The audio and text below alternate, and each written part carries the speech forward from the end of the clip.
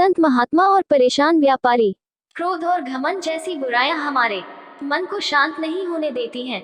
इनसे बचना चाहिए। कैसे बचें और अपने जीवन को उज्जवल बनाएं, जाने इस कहानी से। पुराने समय में एक व्यापारी के पास बहुत धन संपत्ति और सभी तरह की सुख सुविधाएं थी, लेकिन उसका मन हमेशा अशांत ही रहता था।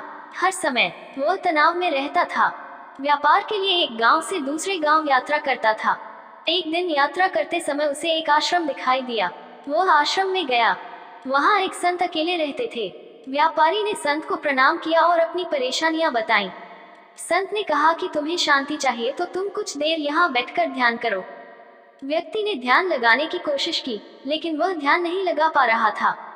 उसके मन में इधर उधर की बातें घूम रही थीं। बहुत कोशिश के बाद भी वह ध्यान नहीं लगा सका। तब उसने संत से कहा कि वह ध्यान नहीं लगा सकता। संत ने उसे कहा कि ठीक है, चलो मेरे साथ कुछ देर आश्रम में घूमते हैं। व्यापारी संत के साथ चल दिया। आश्रम में वह एक पेड़ को हाथ लगा रहा था, तभी उसके हाथ में एक कांटा चुभ गया।